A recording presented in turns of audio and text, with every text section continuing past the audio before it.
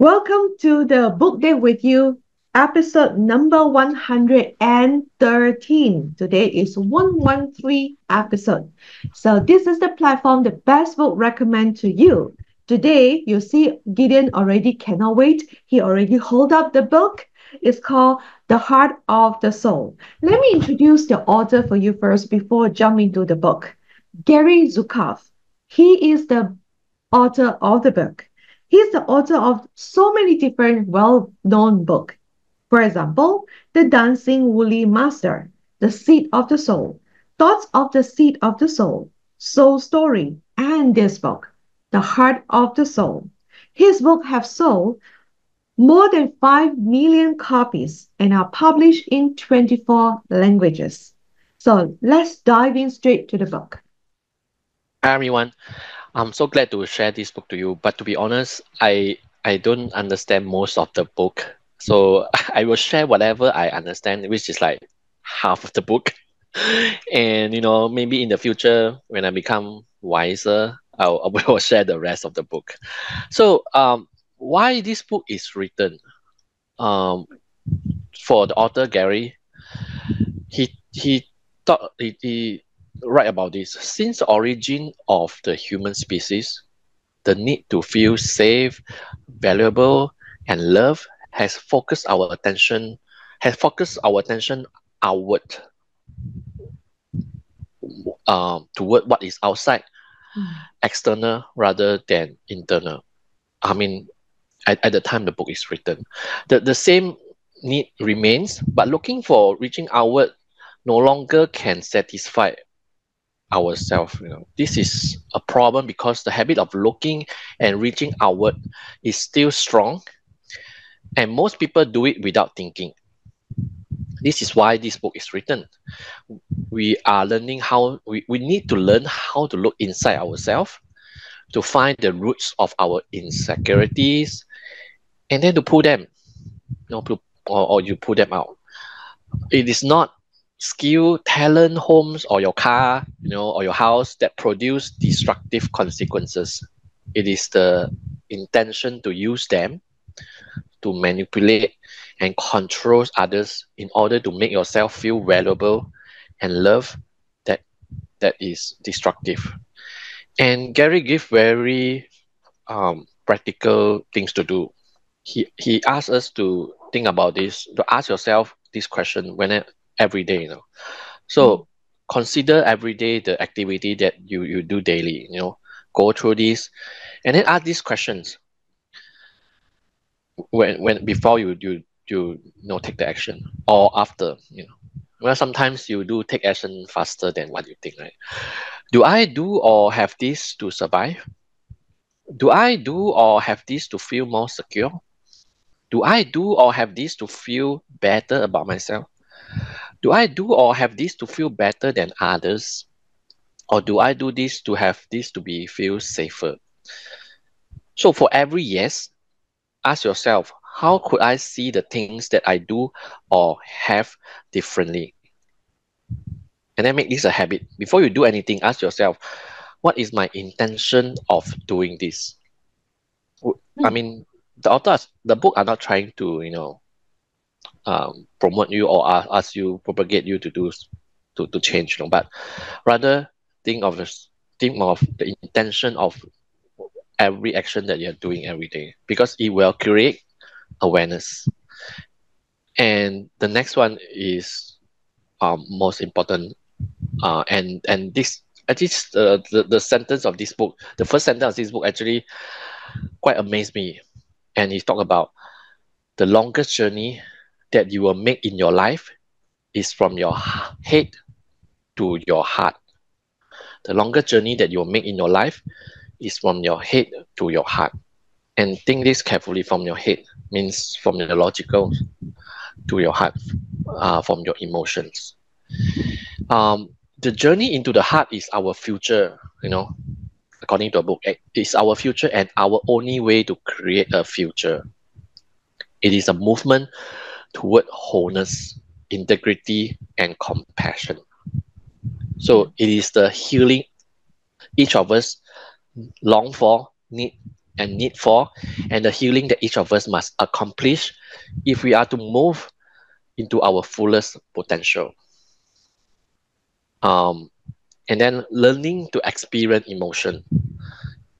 Learning to experience emotion is one of the most difficult tasks that can be undertaken in our life. So many people, they do not know that they are angry, even when the rage flows through them like a river. Some do not even know they are grieving, even when the sorrow is the only sun that is rise for them in the morning. So some people will say that I don't have to aware of my emotion, right? I become angry every day, right? Like if just for example, if people cut into your car queue, you'll feel angry, right? It's natural, right? But listen further. Emotional awareness, becoming aware of everything that you are feeling at every moment is very difficult because we experience so much pain each moment. Becoming aware of our emotion means becoming aware of our pain. When you are not aware of your emotion, your attention is focused on the circumstances around you. Okay, emotional awareness is the healing remedy for fixation on external circumstances.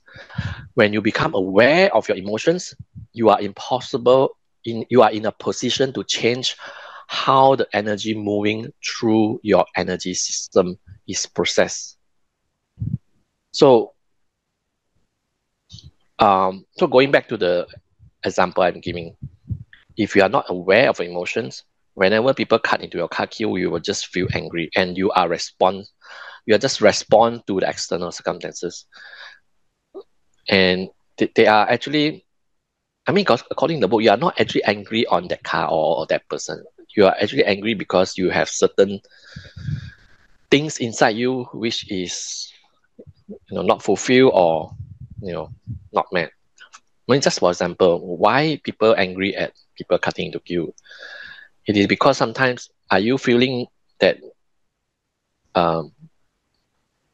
there's injustice or inequality, inequality in the society, that why people are taking advantage of you, or you are not treated fairly. So you have to think, I mean, it may be other reason, but just an example. And another example is why I say when you are grieving, maybe you don't know. Like example, if someone passed away, you are not grieving sometimes not because of that person passed away. You are grieving because inside you, you cannot let go of something. You cannot let go of a person or the memories. So understand emotional awareness is the first step. And this word, is a aha moment for me. Awareness, emotional awareness. And to further drill down on this book talk about our each emotion that you experience is very unique. Once you identify an emotion, you were able to recognize it whenever it appears. The more familiar you become familiar with your emotion, the more easily you will be able to see how they remain the same, or even though the circumstances which appear change. So the book talk about, like, when you're angry, actually is mostly the same reason. Of course, even though the circumstances is different, but inside you, there are something that is the same that make you angry or make you grieve or make you sad. If you aware of your emotion, you are able to see the emotional fingerprints, landscape, connect the dots, and know when you will experience certain emotion. When you're aware of everything that you are feeling all the time, you are in continual communication with your soul. And actually, this is the intention of the book. It's not to change, it's not to ask you not to angry, okay, or not to grieve, but it's ask you that if you do so, you can communicate with your soul. And this is very important. And because Gary always talk about how to connect with your soul, and this is one of the steps if you can understand your emotional. So good. I recently also get into Learning how to better communicate with my soul. That is a very awesome journey, which I appreciate so much that, Gideon introduced me to this book. Such a good one as well, because the awareness of our emotion is definitely the path for our healing remedy. Just now, Gideon, you mentioned about that. Emotional awareness is the path to our healing remedy. That is so absolutely correct. Because I experienced that so much in my healing of my grief journey. And only when I get to understand more about my awareness, aware of my emotion, so that I can help myself to get through this process and navigate through it much faster and better. So let's Yeah. continue. And further drill down, the book talk about what is emotions. Mm, A lot of people have been quite trying to define emotion, but to Gary, emotion are currents of energy that run through you. And according to the book, the energy continually flows into the top of your head, move downward through your torso, your stomach, and then return to where it come from. So you cannot grow. I mean, some of the part of the book I don't understand, because the book talk about like the energy. I mean, the emotion come from different part of coming in from different part of your body mm, because of different energy. But maybe we can talk about that in the future when I understand. But the book talk about you cannot grow spiritually without learning how to detach from your emotions and understand them as products of the way energy is processed in your energy system. So it's like the book is um, asking you to see energy as to see emotion as an energy that flows through you. You are not your emotion. You are seeing energy flow through you. Okay, and this is quite important. You see, it will help you to detach from your emotion. Okay, your emotion, whether anger, angry, or happiness, or any others, do not depend upon what is happening outside of you, but upon how your energy system is processing the energy. Okay, you cannot always change people or circumstances, but you can always change the way energy is processed in your energy system. I think this is quite important. You cannot change your external, but you can change what is happening inside. So looking inward instead of focusing on outward circumstances is an important step in the process of spiritual development. You may think that your anger comes from an interaction with a rude person, but it does not. It comes from energy leaving your energy system in fear and doubt. And in fear and doubt is quite repeated in this book, because a lot of time when you feel anger, you feel sad, is because you are in fear or in doubt of something. No. You may think that your sorrow comes from the death of a friend, but it does not. It comes from energy leaving your energy system in fear and doubt. Yeah. So yeah, this is actually quite what I want to share about emotions. Yeah. mm, And the last part I want to share about this book, which is quite touching about this book, is about the book also talk about authentic power. mhm. And I always like to say I like to be authentic. Even my Tumblr is be yourself. What choice give me be yourself, authentic, right? But what is authentic? According to the book, authentic is the alignment of your personality with your soul. The alignment of your personality with your soul. And just now we talk about how to connect with your soul, right? It requires becoming aware moment by moment of what you are feeling and the decision that you are making. The creation of authentic power confronts you with the most unhealthy parts of yourself. What is unhealthy parts? The unhealthy parts is like blaming, criticizing, judging, resentment, envy and hate and others, or you hate yourself, others, or yourself, or the universe. No, you will live if you're authentic, you will live without this fear. Okay, you will give all that you were born to give, and receive all that universe offers to you.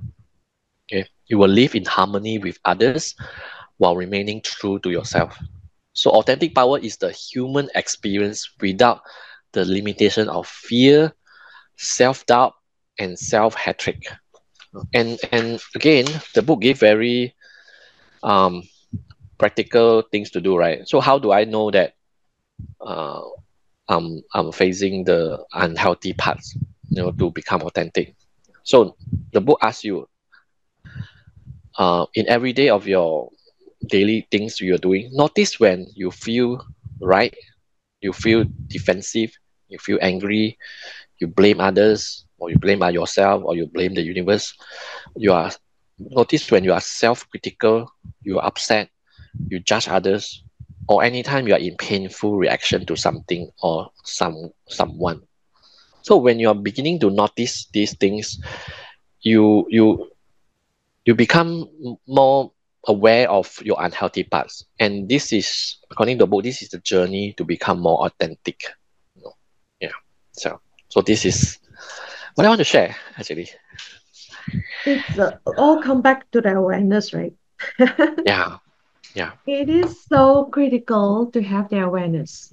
And just now, Gideon mentioned and touch on the alignment. So when you feel authentic, that is the time you feel so much aligned with your heart and your mind and with your soul, definitely, right? With your soul, because your soul resides in your heart. That is the part that we constantly communicate with. So, and also definitely this book teaches how to communicate better with our soul. So that's why the reason for having the human experience, it's so incredible journey. There's ups and downs for us to experience. With the experience, then you will learn, and definitely it is a very good pathway to discover and explore more about yourself. This is something I treasure so much. And yesterday, yeah, upon our recording, yesterday is my birthday, which I feel like so much, wiser, more wisdom. I can't say I have so much of wisdom yet, but I am going to that, definitely. It is like every single day I pray for more wisdom because I feel like this is such a great, great important things for me to move, forward in my life. So this book is definitely a great book for you to discover how to better communicate with your soul, with yourself, your inner part of yourself, rather than constantly, response to the outward things that coming into you. So anything to add on, Eden? Just want to recommend this book if you want to find authentic yourself. And maybe in future, when I understand this book more, we'll talk about part two of this book. Yes, definitely we will. And I told Eden, what about when we are in 50s? Yes. So now it's like both of us are in our 40s. So I'm what about in our 50s? We will definitely want to share the part two of this book. So stay tuned for that. Thank you. Thank you for Okay. joining and So listening let to it. us know what is your aha moment after listening to this book and go and get a book to read, even though you just understand 20, 50% of the book. It's totally fine. We learn hard and after that we practice it. Thank you so much for staying with us in this episode and see you in the next one.